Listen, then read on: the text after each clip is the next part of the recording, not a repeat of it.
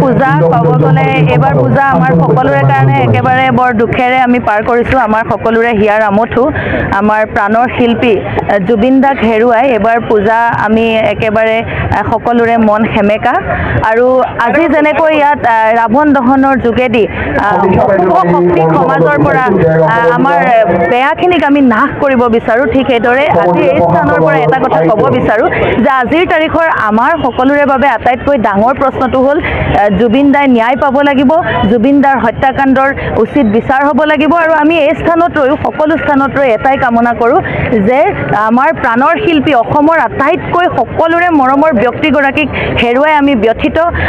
আমি তেখেতৰ অনুৰাগী হিচাপে ক'ব বিচাৰোঁ যে এই পূজা আমি উদযাপন কৰিলোঁ যদিও মুঠেই ৰং নাই, ইয়াত মুঠেই আমাৰ আনন্দ নাই। আমি এটাই বিচাৰোঁ প্ৰিয় শিল্পীজনৰ ন্যায় হওক, তেওঁ ন্যায় পাওক। এয়া তেখেতে গোটেই অসমবাসীয়ে এই ন্যায়ৰ বাবে বাট চাইছে।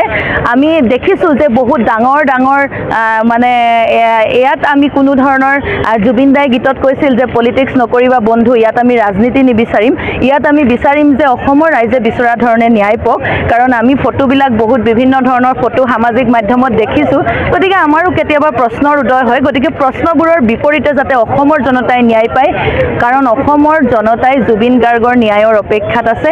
আৰু আমি আশা কৰোঁ যিসকল ইয়াৰ আওতাত আহিছে, যিসকলক ধৰিছে, সকলোৰে ওপৰত ব্যৱস্থা হওক, দোষীক আচল দোষীক উলিয়াওক আৰু প্ৰকৃত কাৰণ অসমবাসীক জনাওক, সেয়াই আমি অনুৰোধ কৰিম। সমাজৰ যিবোৰ মানে শক্তি অপশক্তি এইবোৰক নাশ কৰিবৰ কাৰণে এটা সুন্দৰ যি ব্যৱস্থা যে আমাৰ ৰাৱণ দহনৰ কাৰ্যসূচী যি আমি আদৰি কৰোঁ।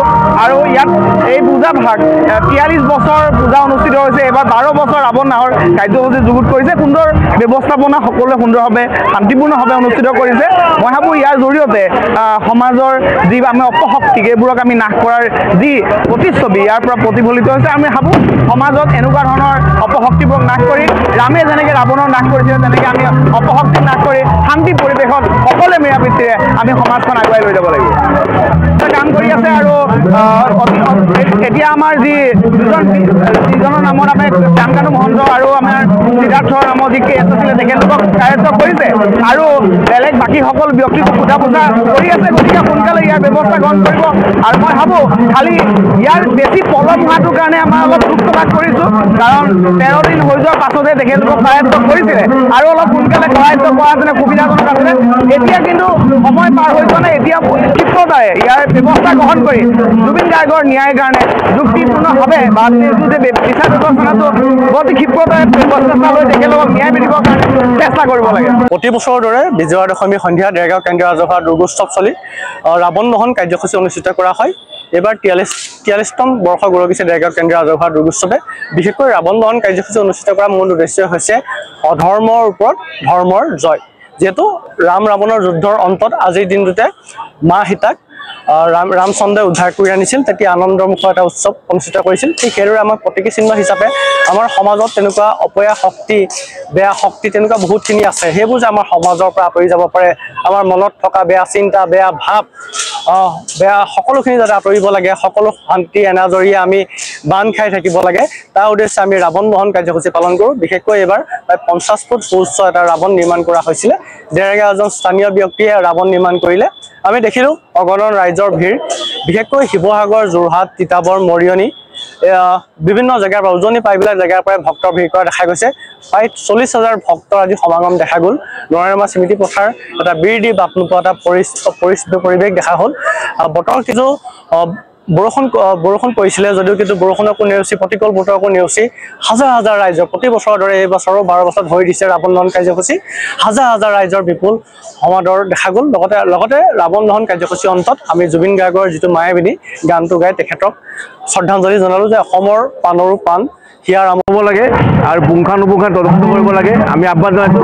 কিন্তু কথা হ'ল কি, সমাজত ৰাজনৈতিক যিটো মুখা পিন্ধা ৰাৱণবিলাক যি দলে নহওক, এই মুখা পিন্ধা ৰাৱণবোৰ ধ্বংস হ'ব লাগে আৰু এই মুখা পিন্ধা ৰাৱণবোৰক সমাজত চিনাকি হ'ব লাগে।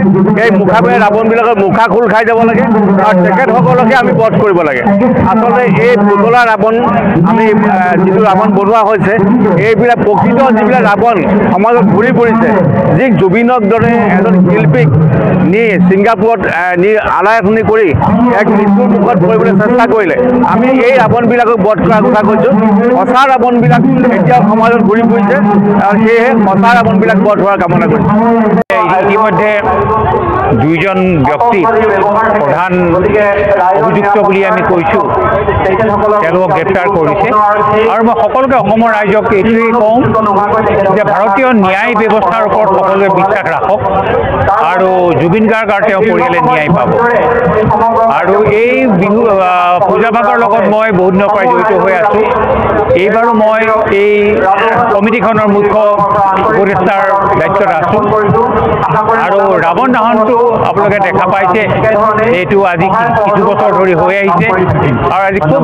ধুনীয়াকৈ এইটো সফল পৰিসমাপ্তি হৈছে আৰু দেৰগাঁৱৰ সকলো ৰাইজকে মই ধন্যবাদ জনাইছোঁ যে তেখেতসকলৰ যি সহযোগ সেইটোৱে আমাক উৎসাহিত কৰিলে অসমৰ নপুৰণি কবি সাহিত্যিকৰ বাবে সুখবৰ প্ৰভাতী অসম সংবাদ গোষ্ঠীৰ দ্বাৰা পৰিচালিত সাপ্তাহিক কবচে আয়োজন কৰিছে এখন কাব্যগ্ৰন্থৰ প্ৰতিযোগিতা সগৌৰৱেৰে ৩০টা বৰ্ষত খোজ থোৱা অসমীয়া সাপ্তাহিক কবচ কাকতখনৰ উদ্যোগত কাব্যগ্ৰন্থ প্ৰতিযোগিতাৰ আয়োজন কৰা হৈছে